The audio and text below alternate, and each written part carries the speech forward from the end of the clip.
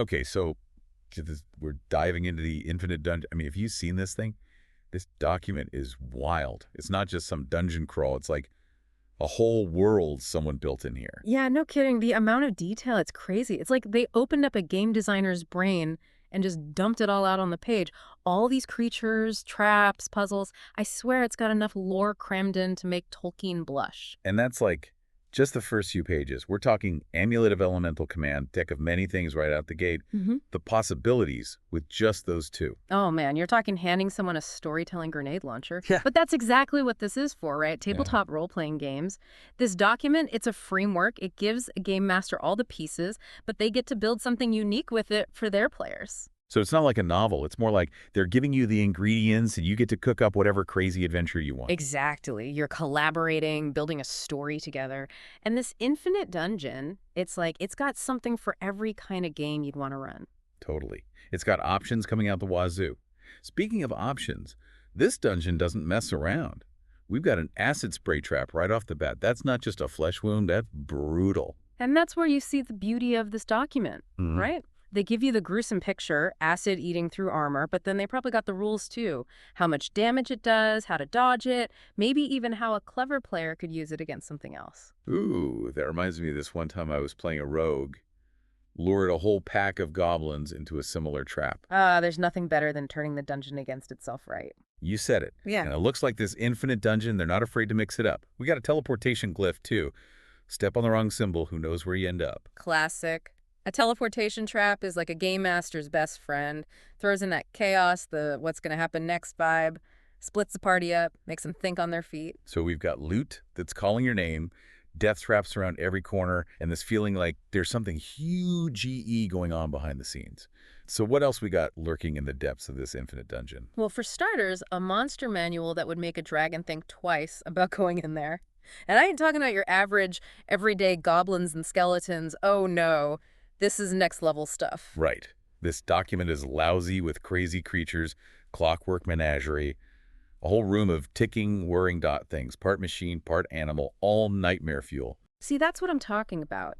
This dungeon makes you think differently. You can't just go in swinging with the clockwork menagerie. You got to disable traps, figure out the gears, maybe even reprogram those things to fight for you. So it's not all about how hard you can hit. It's how smart you play the game. Now you're getting it. And speaking of smart, there's one beastie in here that caught my eye. The Visorant. Oh, yeah. The Broodmother's Bastion, right.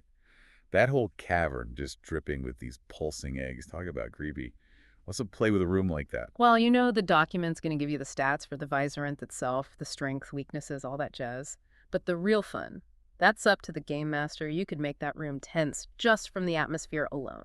Oh, for sure. Yeah. Even before anything hatches, you'd have the players sweating, wondering when those things are going to pop and how many of them are going to come out swinging. You got it. And who knows what else the document suggests? Maybe some of those eggs are already cracked, little baby Visorants running around.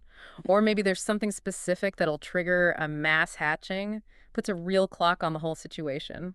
It's like this dungeon's alive, you know, always changing, always keeping you guessing. And that's what makes it so fun, right? You never really know what's coming next. Anything could happen in this place. Every choice you make, it matters. But it's not just about monster mashing either. The Infinite Dungeon, it's got a thing for puzzles too.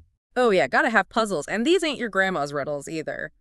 This dungeon's puzzles, they're as important as any fight and just as inventive. It's like the whole place is testing you, not just trying to kill you. No kidding. You're not kidding. A cosmic resonance chamber. You got to tune these crystals just right, or it's psychic damage time. That's some high-stakes sound mixing right there. See, that's what I love. This isn't just a room with a solution, it's dynamic. The document probably has different ways to solve it depending on what your character is good at. So like a bard, they might use music to make the crystals hum. But a wizard, maybe they try some arcane mumbo-jumbo. Now you're thinking. That psychic damage too, that's brilliant. Adds that risk, makes the players think twice about rushing in. Do they take their time, figure it out safe, or do they risk getting fried? It's like a simple puzzle, but it's got real weight to it. Almost makes you want to bring earplugs to a dungeon crawl, right? But the thing is, with these puzzles, it's not all about deciphering ancient symbols and risking psychic meltdowns. This infinite dungeon, it's got range. Oh, yeah, you're right. It's tapping into all kinds of problem-solving skills. Take the labyrinth of linguistic tiles, for example. Forget lockpicks and trap detectors. In this place, your weapon is vocabulary. Okay, now that's just cool. I know some wizards and probably a bard or two who'd be all over that. What about someone with a more, shall we say, musical approach to dungeon delving? Well, they've got that covered too. The melodic gate is a perfect example. It's a door, right? Hmm. But the key isn't some physical thing. It's a song.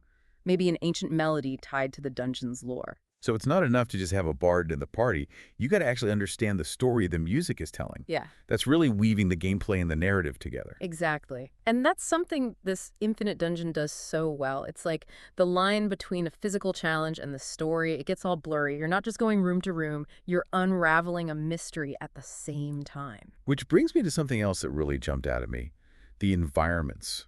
I mean, these aren't just backdrops for fights. These places are practically characters themselves. Couldn't agree more. That's a sign of a truly great dungeon. Take the Gravity Glade, for example. It's described as this beautiful but totally disorienting space, islands just floating in this luminous void. You can practically feel how weird it would be to move through a place like that.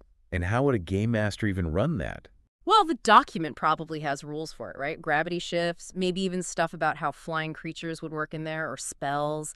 Players would have to fight differently. Even just moving around would be a challenge. Talk about shaking things up. It's like that scene in, well, I don't want to spoil anything, but let's just say it involves zero G in a chase scene that'll have you on the edge of your seat. The point is, this dungeon, it bends the rules of reality when it wants to. Exactly. And it's not all ethereal, otherworldly stuff either. You've got places like the elemental crucible. Imagine the heat is oppressive, you can barely breathe for the smoke, and there are actual fire elementals working at this giant forge. Sounds immersive, but also like a good place to get yourself killed. Oh, for sure, for sure. And that's where this document really shines. It's not just describing a cool place, it's giving the game master the tools to bring it to life.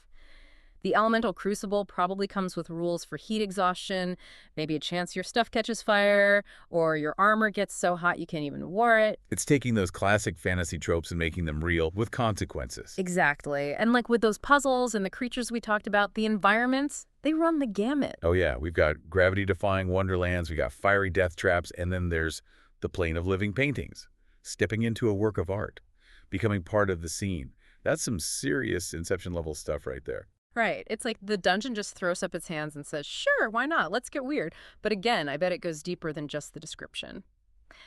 How do the rules of reality change inside the painting? Can you talk to the figures in the artwork? What happens if you, like, spill your coffee on the canvas? Does the whole thing go nuts? It's like falling down the rabbit hole, but instead of tea parties and talking cats, it's, well, who even knows? Mm.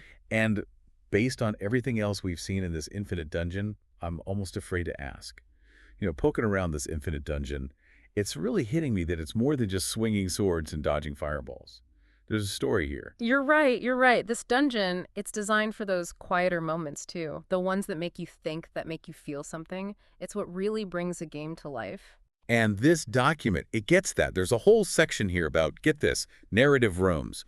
Not about fighting, but about challenging the players in different ways. Exactly. It's all about those tough choices, the moments that make your character question things. Maybe even giving the players a little break from the constant tension, let them soak in the atmosphere. And maybe question their sanity a little along the way, right? Because one of the first ones I found was the Hall of Whispers. Now, not that trapped hallway we talked about before. This one's different. Picture this. Hallway lined with statues, each one some hero or villain from the dungeon's history. And as you walk by, you hear their whispers telling their stories. Oh, that's fantastic. Talk about immersive storytelling. You're walking down this hallway, torches flickering, and all around you these whispers of past battles, heroic last stands, maybe even hints about the dungeon itself. Gives me chills just thinking about it. Right. It's like when you visit those old ruins in real life, you know. Yeah. You can practically feel the weight of everything that happened there echoing around you. Spooky, but you can't look away. Exactly. And for a game master, this is gold. The players can pick up clues, maybe even some secret that helps them out later on. So it's not just there for flavor, it's actually important to the game itself. Clever. You got it. Oh. And if the Hall of Whispers is about the past, the Oracle's Chamber, that's looking to the future. A classic for a reason. Oh, yeah. This chamber, it's described as being filled with this silvery mist glowing sphere in the middle, showing these weird symbols. It just screams memorable role-playing moment. Oh, 100%. And the best part about oracles, they never give you a straight answer, do they? It's all riddles and cryptic prophecies, leaves it up to the players to figure it out, which can lead to some really interesting choices down the road. Like they say, be careful what you wish for. You might not like what you get. Exactly. Then you've got rooms like the Room of the Forgotten God. Now that's a moral dilemma waiting to happen. This one, yeah, this one stuck with me. It's a whole shrine to this god that nobody worships anymore. Abandoned. Raiden. Yeah. But the document, it hints that maybe this god, they're not gone, just sleeping, waiting for someone to wake them up. And that's where things get really interesting. Do you wake it up? What happens if you do? What'll it cost? It goes way beyond just exploring a dungeon at that point, right? Yeah. You're talking about messing with forces you don't understand. What's the right thing to do? Big questions, and those are the best kind for role-playing. You can have the players debating it, different viewpoints clashing. That can be just as fun, just as intense as any fight. For sure. Yeah. And it's not just about what's going on outside your character's head either. Mm. The infinite dungeon, it's got a good sense of how to make you look inward too. The mirror of reflection is a great example. Ah, the Mirror of Reflection, a classic. But in this dungeon, oh man, it takes on a whole new meaning. This isn't just checking your hair, right? No. This mirror, it shows you who you really are. Your deepest desires, your biggest regrets, all laid bare. It's a room designed for confronting your demons. And I'm not being metaphorical. Ooh, yeah, that's some scary stuff. Even for a seasoned adventurer. Imagine the role-playing potential. Do they try to hide from what they see? Do they get angry? Do they accept it? It's a chance to really get into your character's head, explore those parts of them you don't usually get to. And maybe, just maybe, they come out the other side a changed person. But hey, it's not all doom and gloom and soul-searching in the infinite dungeon. Sometimes you just need a little fun, a little bit of chaos. Oh, absolutely. Cue the room of randomness. There it is. That room, that's like the game designers winking at you, reminding you that sometimes you just gotta roll with it, no matter how weird things get. So we've got rooms that test your courage, your cleverness, your morals, and now your sense of humor. It's like this dungeon was designed to mess with you on every level. Pretty much. That's what makes it so cool, you know? It's proof that imagination has no limits, and neither do tabletop RPGs. It reminds you that dungeons aren't just about killing monsters and getting loot. It's about telling stories, finding out who your character really is, and having experiences you'll never forget. You know, for as much as we talked about today, I feel like we've only scratched the surface of this infinite dungeon. I think you're right. But that's the beauty of it, isn't it? There's always something else to discover, some new corner to explore, and who knows what's waiting for us there. The adventure never truly ends. And that's a wrap on our deep dive into the Infinite Dungeon. We hope you had as much fun exploring it with us as we did. Until next time, remember, the best adventures are the ones you create together. So grab your dice, gather your party, and get ready to explore.